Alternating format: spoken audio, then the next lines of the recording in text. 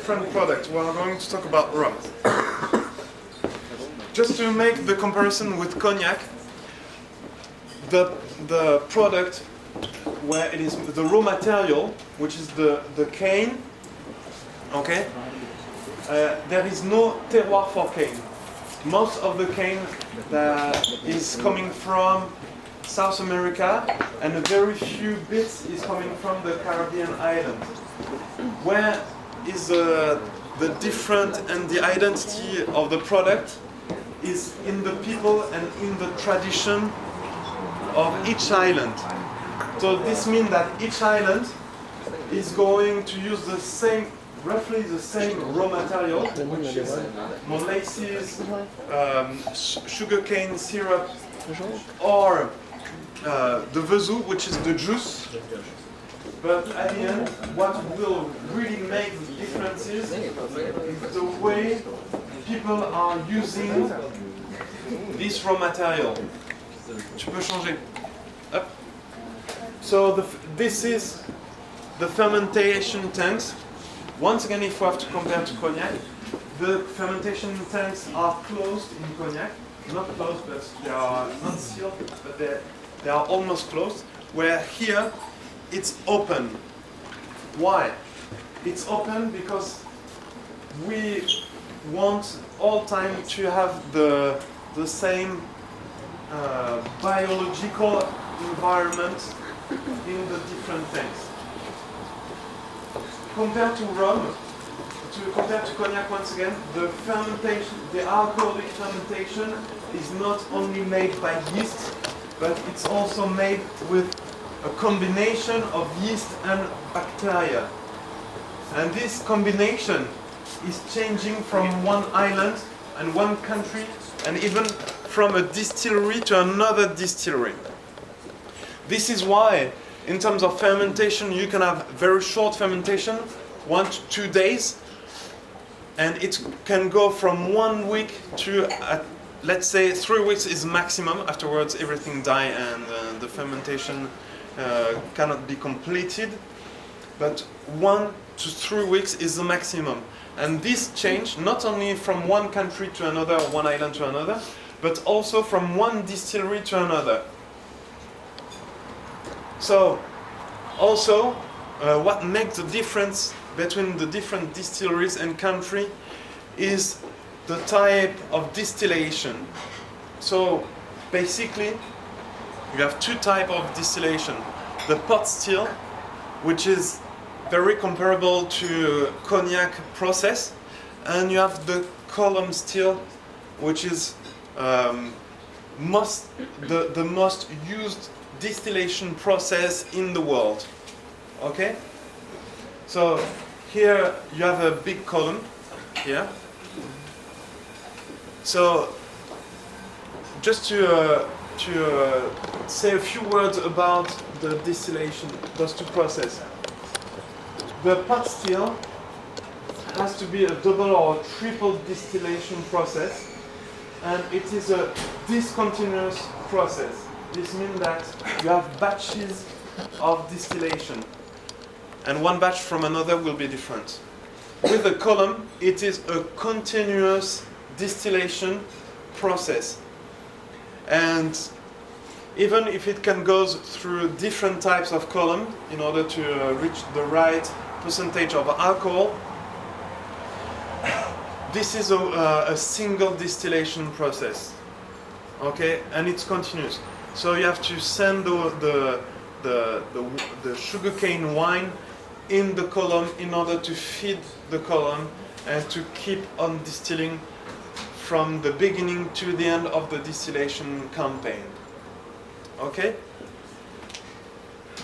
So we are going to talk about the aging and what is the difference also for plantation compared to the other.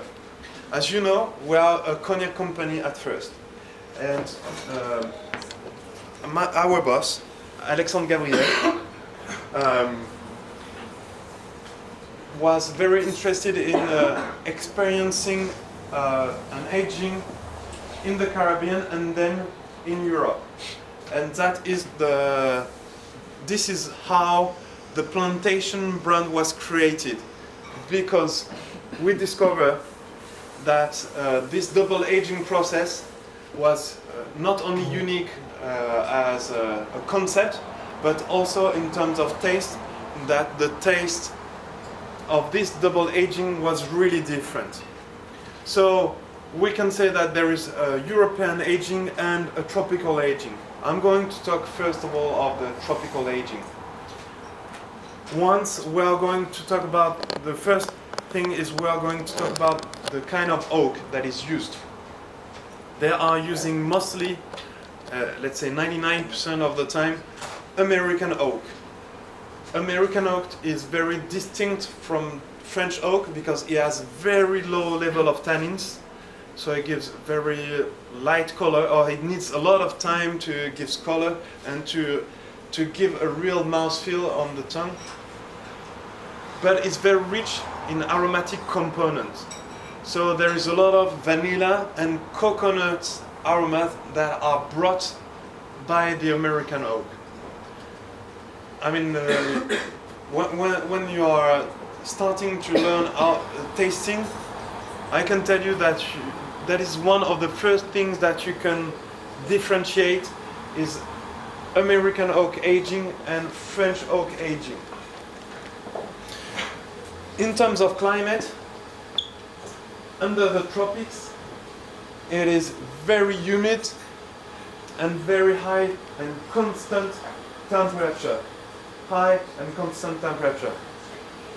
This means that the process of extraction will be a little bit faster, but it won't be the same quality of extraction compared to the aging that we can have in Cognac.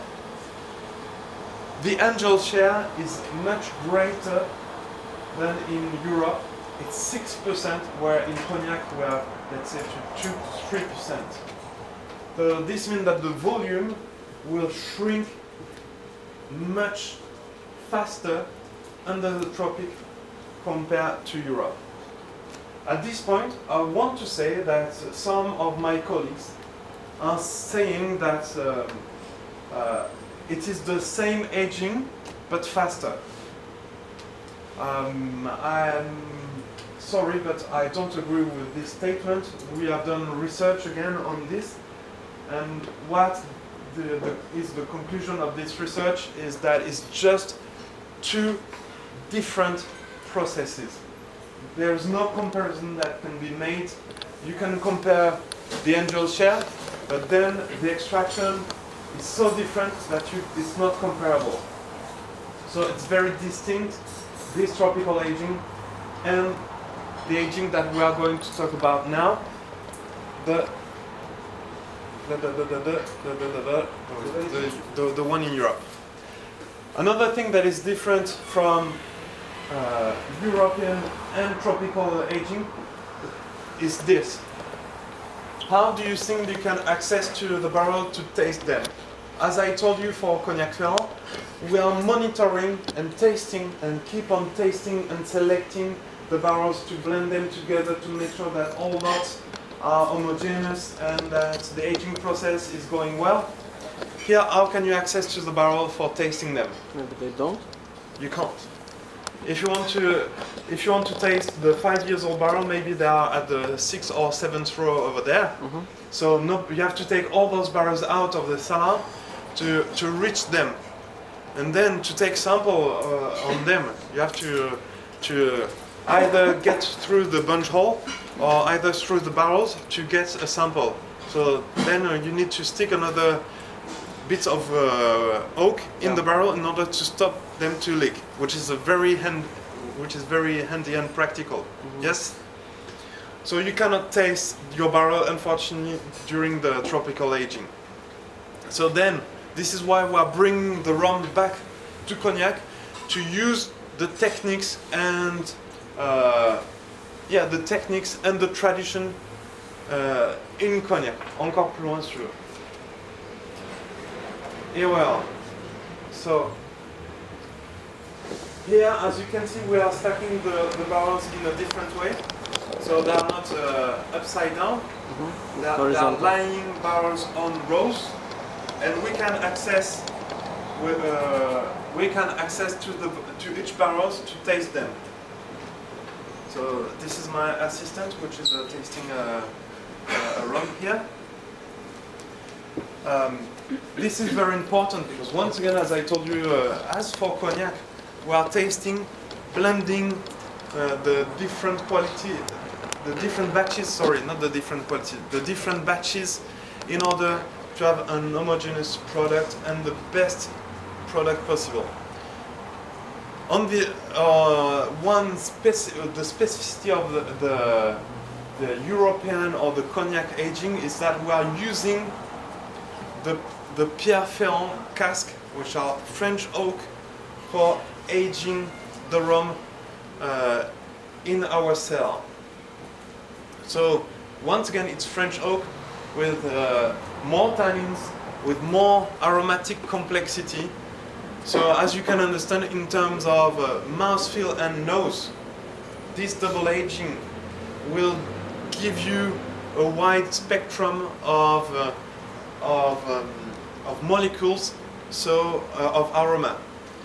It's very interesting to give a lot of complexity, whether it is on the nose or in the mouth. Once again, to come back on the climate factor, which is very important, as you understood, for the aging process, we have an Atlantic Ocean influence, which is quite big. So this means that we have hot summer and dry normally, and winter it's getting, compared to it's mild, I would say, because we are getting around 0 to 10 degrees Celsius during the winter. But we have a lot of rain, which bring also humidity. So as you can see, compared to tropical where the weather is all year long the same, humidity is all year long the same, here we have a different type of temperature through the years and a different type of humidity through the years. This phenomenon is called tranchage. Okay. So, yes. Now maybe we can taste, no? Taste. Strong as hell.